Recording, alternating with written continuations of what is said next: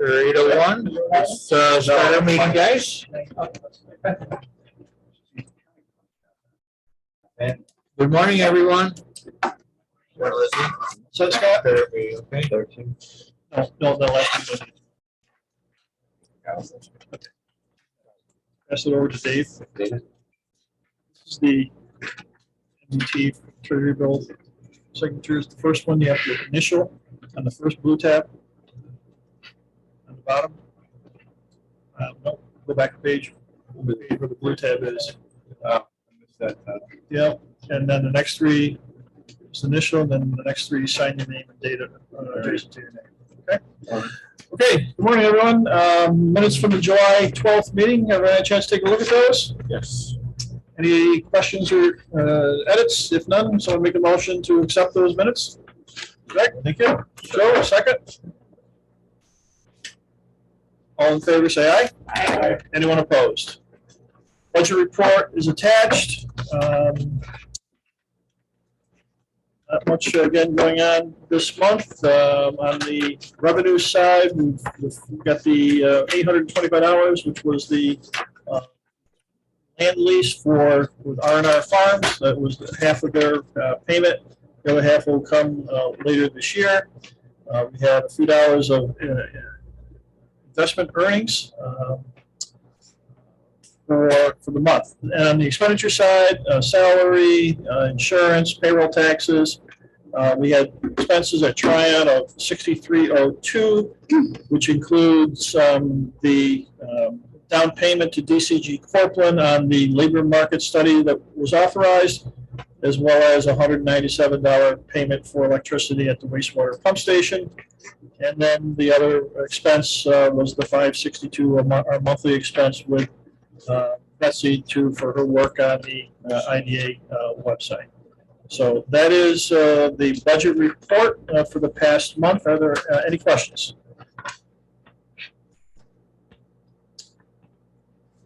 If none, someone make a motion to accept that budget report. Thank you, Mike. Is there a second? Second. Todd, thank you. In favor, say aye. Aye. Anyone opposed? Audit committee monthly bank reconciliation. Todd, you took a look? I did. I looked at the money market, the checking account, and the Johnstown account, and all appeared to be in order. Very good. Thank you. No county report. Jack's not here. Leslie, CRG report, a copy of which is attached to the agenda. Sure. So let me just run through that for you. So we are still working with that out-of-state glove sewing machine operation for relocation to Fulton County, and are having regular meetings with the NANO program. So those are kind of situation normal. Right now, the thoroughfare is postponed. No new date has been set, but the rail trail will be going on August 13th. CRG has several ideas with the County Economic Development and Environment Committee, so we'll see how that goes. There are several meetings that have happened with businesses with the CFA process and possible and New York State grants, and we are looking at CARES grants again, and also micro enterprise grants, and those are looking really good in terms of people starting to do the big work. Had a lead generated at the latest conference. We'll see where that goes. You can see on this report the Brownfield Grant Task Force. Pretty great numbers here. 47 properties on the list, and we have different approvals and phases going on with that. So we can see how that breaks down. So moving along with the Dolgeville VOA, and so we'll see how that partnership may continue. There are some properties in Caroga Lake the CRG is looking at, some opportunities, and also with the Mohawk Valley Regional Council for the Regional 2022 strategy. I mentioned the micro enterprise grant has been approved by the state and the CARES Act. You can see those are nice, healthy numbers: 300,000 for micro enterprise and 500,000 for CARES. Loversville Downtown Revitalization Initiative Committee submitted their project recommendations to the Department of State. Wait, you know how that goes, but that's good. A lot of activities. The city of Loversville, such as the local waterfront revitalization program, and we've had 3 loan applications at the countywide loan fund have met with two council.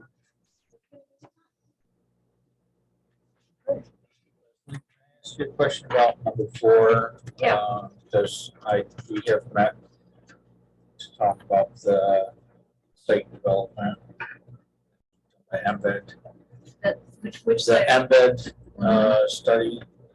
Yeah. We had one meeting, but it says you're going to prepare several ideas. What does that mean?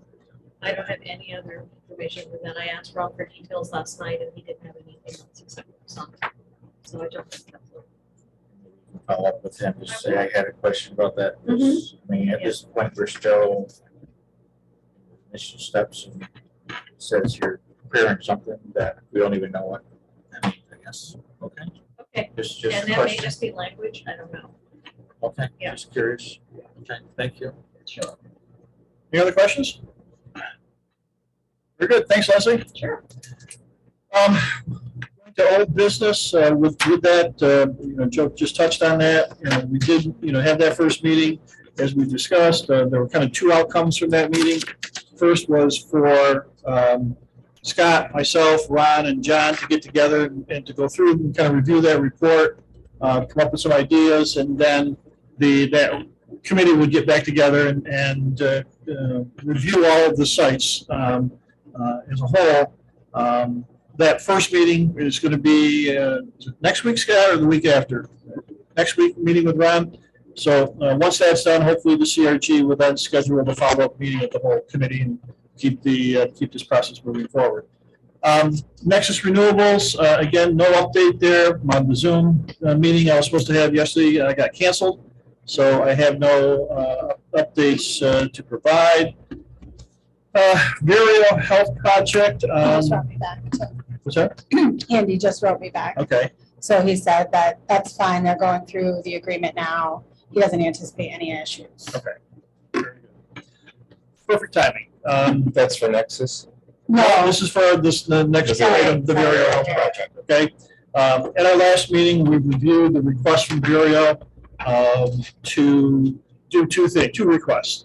Extend the deadline for which they could take sales tax exemptions, and secondly, to increase the amount of sales tax exemptions that they could take because the project cost had grown significantly from $55 to $77 million. At your last meeting, you approved extending the deadline from July 31st to May 31 of next year. The forms that needed to be submitted to the state to achieve that have been filed. But the second piece, to increase the amount of exemptions, we had to have a public hearing first. That public hearing was held recently. No one attended, no one spoke at the hearing. So today, you're being asked to act on the resolution that's attached to your agenda, which would authorize the increasing in the total amount of sales tax exemptions Vireo could take. There's an outstanding issue we have with Vireo, and that is to provide any benefit to a company. We typically need to have an interest or control of things that is accomplished usually by signing of a lease agreement. That's how we typically get that control provided. To date, because of this whole Verano purchase and stuff, that lease hasn't been signed yet. We're working our way through that. In my email to everybody, I commented that what CARE is recommending is that in the absence of a lease, that to get the control over the items that are being subject to the sales tax exemption, that we execute what's called an equipment and agent agreement with Vireo, okay? So that we're covered to make sure that we have things in place to provide, to continue to provide these sales tax exemptions, okay? So what I'm going to suggest is that the adoption of this resolution be made contingent upon Vireo either signing this equipment and agent agreement or the lease agreement themselves.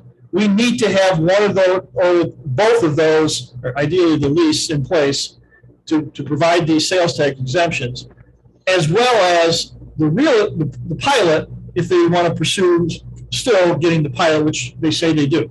With the agent contract, the equipment agent contract sunset upon signing lease?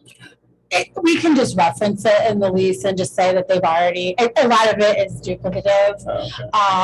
But it really applies to the materials that are being used to fit up the location. So, I've talked to, their attorney on several occasions, and he seems to indicates, not seems to, he does indicate that he doesn't foresee any issues, but it's just, I think, a timing thing. I'm not sure that this is the top of their list to get to. Right. But he did email me back right this morning when I asked him again for an update. So he said he doesn't foresee any issues with having these documents executed. And just as one point of clarification, we do have documents that they have signed initially when we initially approved the project. So it's a project agreement that discusses all the other documents that they're going to execute. And they've acknowledged all of those. And they've also signed a sales tax agreement that indicates that they understand the rules and duties with respect to the sales tax agreement. So this agreement would give us the jurisdiction and control over the materials that they're purchasing. Very has been saying for some time now, no problems in signing these agreements, no problem with signing these agreements, no problem signing with these agreements, yet we haven't got a signed agreement. So need to, again, recommending that we approve this resolution, but it can be contingent upon it signing one of the or both of those agreements. So we have these forms that would need to be filed with the state. Those won't be filed until such time as we get one of those two documents signed. Those forms are what extend the benefit. That's correct. Yeah. That's correct. So we have the original document for the original amount of sales tax? Correct. Okay. So they still have, they have the ability to go up to that amount, but the increase will not be filed and be approved by the state until we get one or both of those documents signed. Fair enough? Yeah. Any other questions with that? So we're going to ask for a motion to approve this resolution contingent upon Ontario executing one or both of those agreements. Everyone understand? Joe makes that motion. Dave? Any further discussion? Any other questions? All in favor, say aye. Aye. Anyone opposed? Motion carried. Okay, Huffman's project nearing completion. Driven by them. Yeah, it looks great. Should be opening pretty. I haven't heard. I have emailed Marty Andrews several times and I get no response. So, yeah, it looks great. Win Stanley, the piece there is they have, Adam Winstanley notified me that he's advised his CFO and counsel that he set December 20th as the closing date on the Tryon transaction, and for those two to plan accordingly. I notified Kara. I asked Kara to reach out to their counsel to make sure that everything's in place to start the dialogue there, and Kara has done that. And so that's where we're going to be targeting for December 20th. I think that's a Monday. So any feedback from? I didn't hear back from her Okay. yet. So, okay. With Fulton County Sewer District number 4, the backup generator projects, I'm still just waiting for materials to be delivered. The sale of that 13.3 acre tract to Lot Holdings, we executed documents here today, so the closing for that should be held soon. With that regard, Scott, can you pull up Tryon? An aerial image of Tryon.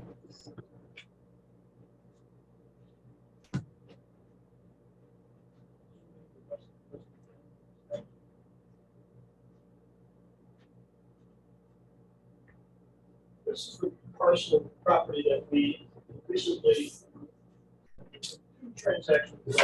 First one we sold them this building, and then there's a second piece that we just talked about, which is this parcel will be sold to Lot Holdings. The boundary here to the north in essence this creek that flows adjacent to the property. Lot Holdings has cleared, and all of the scrub brush and undergrowth that was along that creek, it looks pretty good. He's going to maintain it, right? His issue is on the other, just on the other side of that creek, the same scrub brush and stuff that was on his side is on that side, and so it is blocking the view of the rest of the park. What he's asking, would the IDA be willing to deed to them a little strip of land on that side that he can go over and do the same type of clearing on the other side of the creek and maintain both sides from here back to where this rear property line comes back to here. Aesthetically, make the park look a lot more attractive, at least that particular area. He's willing to maintain it, okay? And so if it's something you're interested and willing to do, all I would ask is for Chris Foss to go out here and redraw this boundary line and shift it probably 20 feet, file a revised deed. Just a lot line adjustment. Just a lot. Yeah, it would be a lot, Just a John. lot Yeah. line adjustment. We sold him 5.797 acres. This piece would be maybe 2/10 of an acre. There's no monetary change here, just changing the boundary of this property to give him the ability to go on the other side of the creek, clear it, and then maintain it. I think it was a nice gesture on his part. Everybody's been unrelated. Yes. What he has done so far is really been impressive. This whole area has all been cleared out, stone put down, it's going to be a park. Oh, yeah. Yes. It's got the little drone image.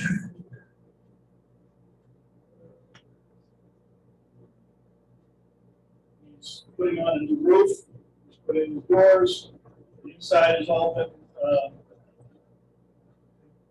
renovated.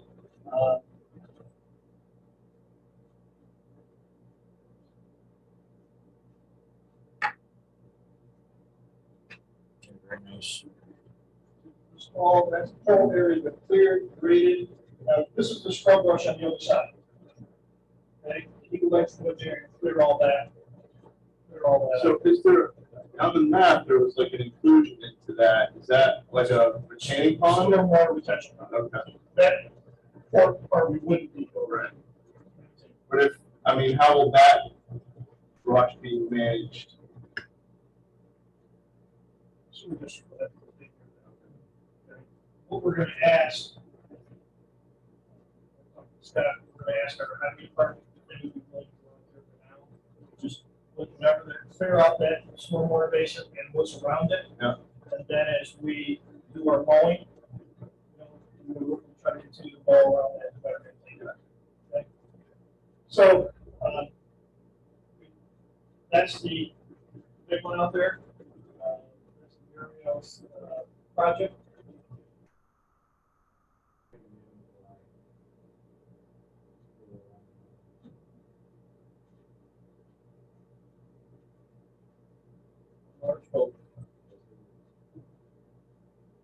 So these are where rooftop units were to go. Part of what's happened with Toronto is they've changed the interior layout. Some of these might have to be moved because they were supposed to be this big and then they put a wall in, divided it. So that's what's taking so long. These changes to figure out all the changes that are going to have to be made to the structure. Most of the site work is done out there, with respect to burial.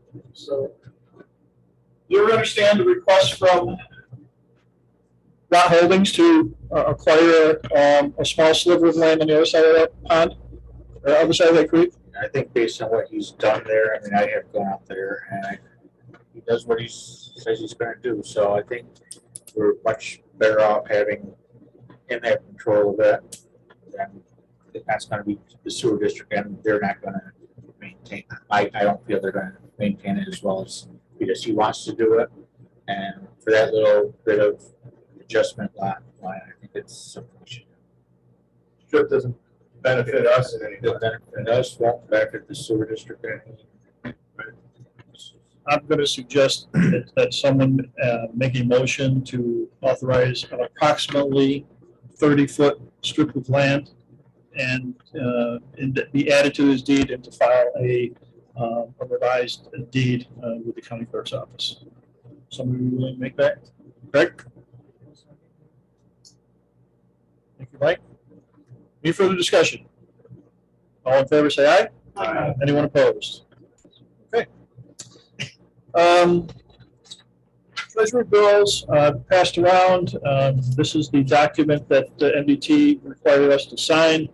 We are targeting towards that transaction occurring next week. So we seem to be in line for doing that.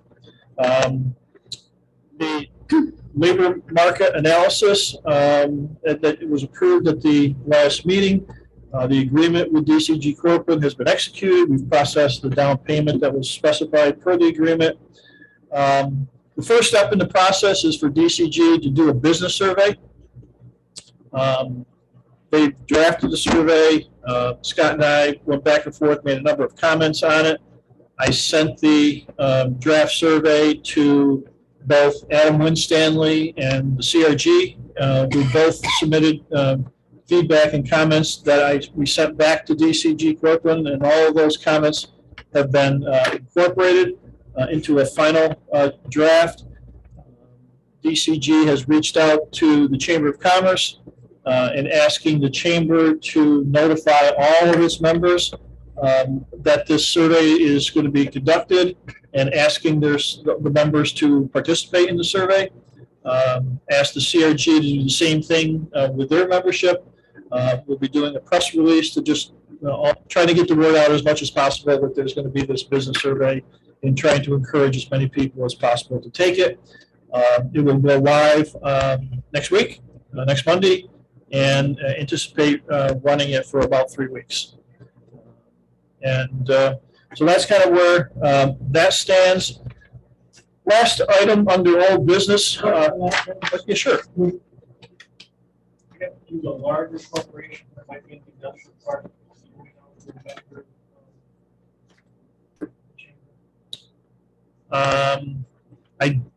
I don't know for sure, but we can ask Mark, and if any of those are not, we will mail it directly to them. Right. Yes. Oh, absolutely. Yeah. No, that's a good point. They are members both.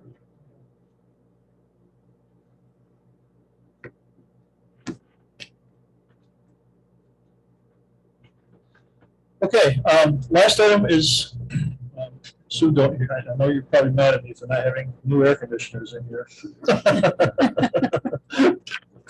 There is a little, I just wanted to discuss this with you. This room is about 650 square feet of space. To determine the BTUs needed, you typically multiply square footage by 25 to 30. To determine the amount of BTUs that you need to cool a particular room. So what it calculates out to be is this room needs about 18,000 BTUs of cooling in order to cool it properly. But these portable air conditioning units that we're looking at, the biggest residential unit is about 15,000. We need 18. So the question becomes, do we buy a 115 that may be slightly undersized, or do we buy two 10,000s that would give us all the capacity that we need? Okay.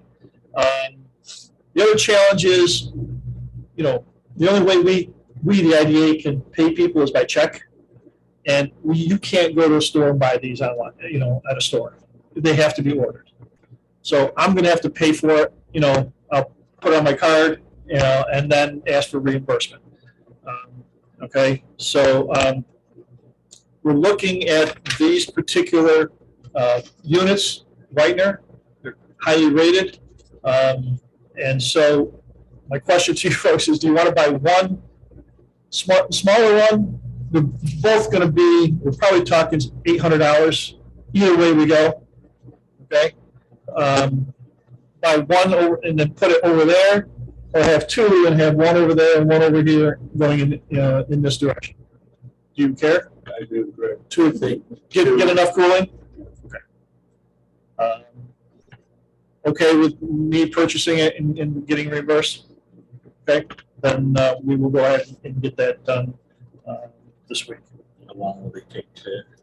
Are they? They said they're in stock, it's advertised that you can buy them through Walmart, so we checked with Walmart yesterday. If they don't stock them, you can order it, they'll ship them there, or ship them here, whatever the case may be.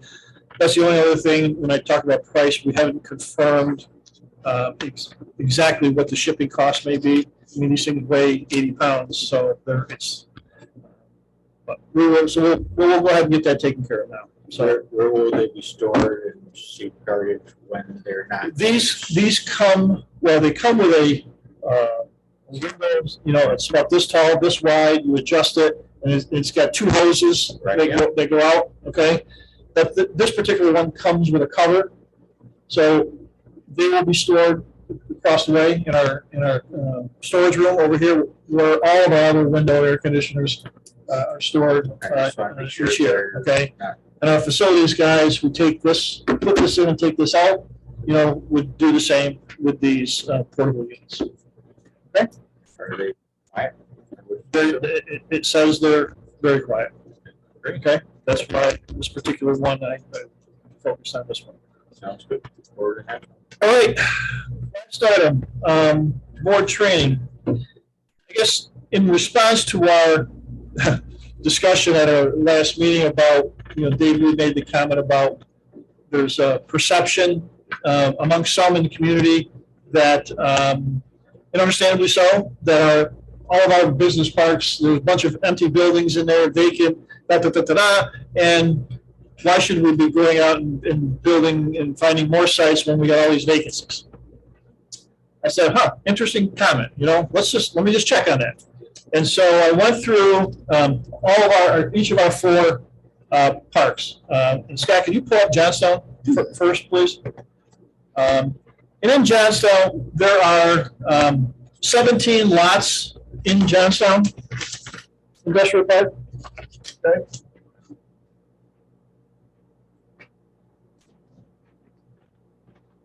Which right now there are 14 buildings that exist in the Johnstown Industrial Park.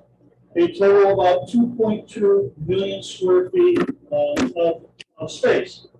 And in those 14 buildings, they're occupied by 10 different companies. A couple of companies own more than one building. Okay? What the bottom line is, in Johnstown, every building is currently occupied and in use. Every one. And the companies that are located here are listed in your agenda. And two of the more recent companies to move in, one is over here, K&M Tire, a tire distribution company. Okay, and the second one is ProPack Logistics.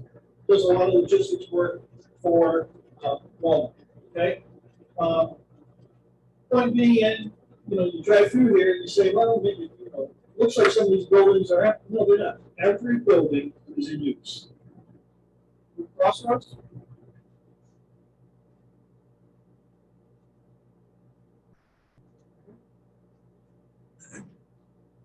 Crossroads Industrial Park. There are 9 lots. These two are left are vacant right here.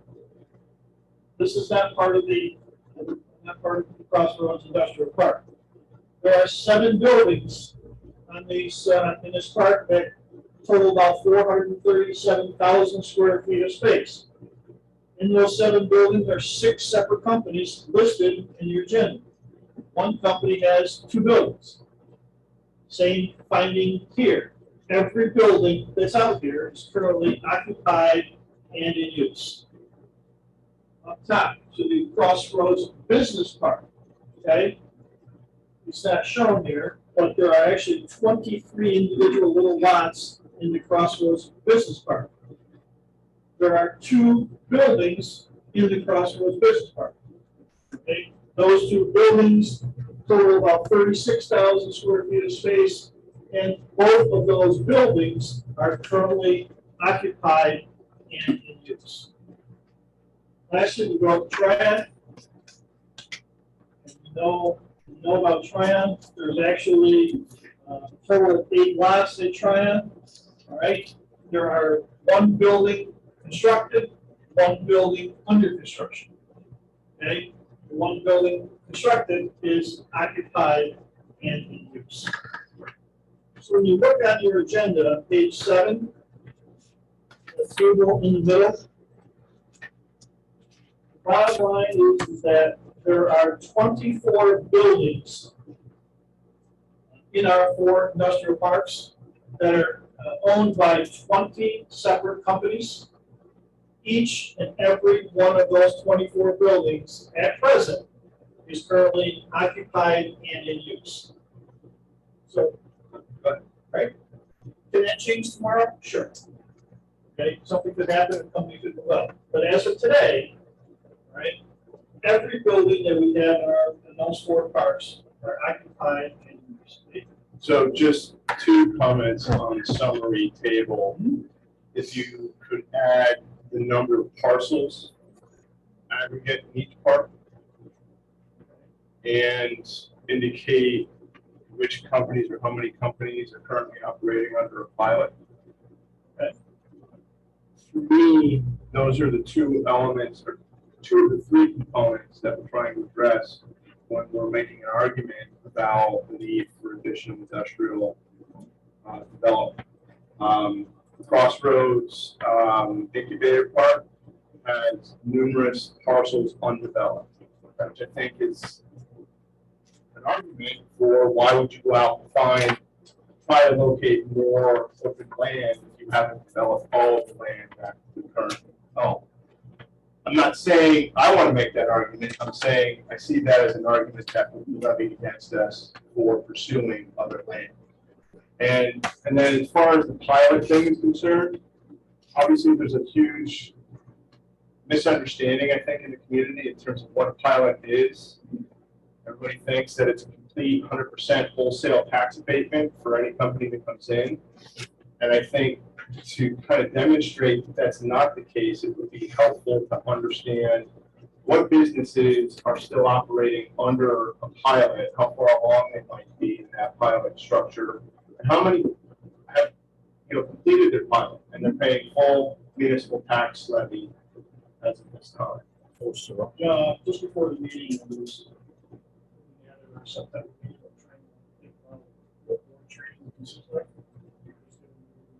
Glad to help, Jim.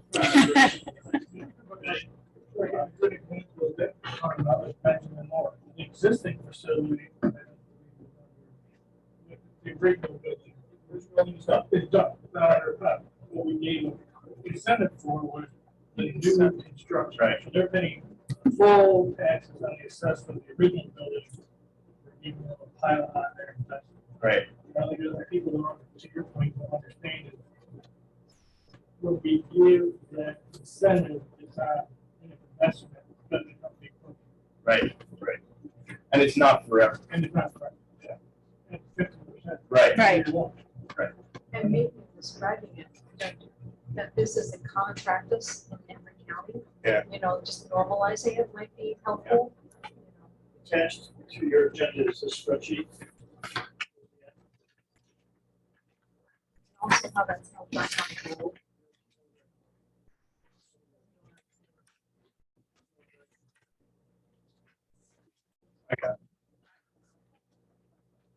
Test.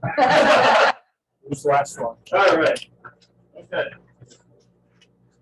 So the impacts these 20 companies are having on our local taxing jurisdictions. And I think it's important to look at this, that first column, total assessed valuation. All of those buildings are generating, right today, are generating $126 million of assessed valuation. And they, as a school board member, you can appreciate that amount of assessed valuation, okay? So when you look at across, on the right-hand side, the total taxes paid, just look at the bottom figure that's highlighted, total, grand total. These companies this year have paid a combined over $5 million in local property taxes to school districts, to city of Johnstown, city of Gloversville, town of Perth, and to the county. All right? There's a significant benefit that these companies and these projects are having on local tax jurisdictions. That's what they've paid so far in 2022? Correct. Well, for the school tax, it would be the 21-22. Right, okay, all right. Okay, but it's 2022 town, county, and or city taxes. Gotcha. Okay? Okay? No, that's correct. It doesn't include that. And aren't some of those businesses in the town of Fultonville School District as well, and aren't they paying taxes to them? So it's That's actually, included. I'm not, it doesn't specify what school district. that's included? That, when you look at that table, Todd, for Johnstown Industrial Park, when you see that school tax payment? Yeah. That's going to the Fountain Fulton School District as well. Okay. But it was crazy. When you look at the Crossroads Industrial Park in the city of Gloversville, that $175,000 of school tax actually goes to the Johnstown School District, because the Crossroads Industrial Park lies in the city of Johnstown School District. Partly because when that property in the Crossroads Industrial Park was originally in the town of Johnstown. And that was the first industrial park your predecessors got involved with. And so the IDA bought 2 parcels of land that became the Crossroads Industrial and eventually the Crossroads Business Park, and had those properties annexed from the town of Johnstown into the city of Florida, so that you get access to municipal water and sewer services. At that time, those parcels being in the town were actually in the Johnstown School District territory. So on. So if you go back to page 7, you get down at the bottom. I just want to summarize. Hopefully, I'm going to be sending this to Leslie to Ron. And I think it would be great for your board to see this. I'm sending this to the board of supervisors. I think this is important. You know, that at present there are 24 completed buildings in Fulton County's 4 parks. One of those 24 buildings are currently occupied and in use. One new building under construction, that's the Burial. There's one partially completed building, that's the Johnstown Renewables. Those 24 buildings are used by 20 different companies. Several companies occupy 2 or more buildings. These 20 companies generate over $126 million of assessed valuation. This is equivalent to 1,260 homes, each assessed at $100,000 apiece.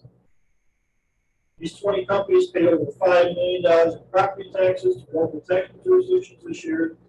And most importantly, these 20 companies currently employ over 2,000 people. Yes, sir, Joe? Are we missing a part, the one that has pearl leather? That's the Grove Cities. Cities? Should that be included, or? I didn't, it can be. I mean, that was always one of ours. It's not part of the IDA development. That's why I didn't include it. Okay.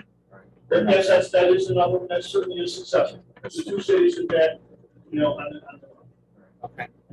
Jim, it doesn't go without saying that, so then the goal is not to fill empty buildings.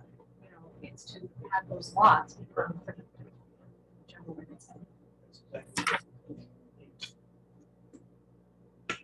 Crossroads Business Park. Again, one of the was misunderstood about Crossroads Business Park. Saying that there are 23 lots. Those lots range from 1 to 3 acres. The intent of this park way back when was for white collar back office type uses to go in there. Small buildings, 5,000, 8,000, 10,000 square foot buildings, small lots. This does not provide us with the opportunities for larger scale, you know, manufacturing type, that's not what they don't go here. Plus, it's a hill. That's correct. But geography kind of gets in the way of helping that. When the public hears, there's 23 lots here. We have to do a better job of explaining that. I think that's part of what we're trying to do here. Because yes, we do have 23 lots, but they're not for the types of uses that we're. Okay. All right. Any other questions? Does that work for all information? Yes, very good. Good. I would ask now for a motion to go into executive session for the purpose shown on your agenda. Sue? I'll second. Dave? All in favor? Aye. Could you leave? Could you stay for a few minutes? I can stay. Okay. Motion to close. Mike? Joe?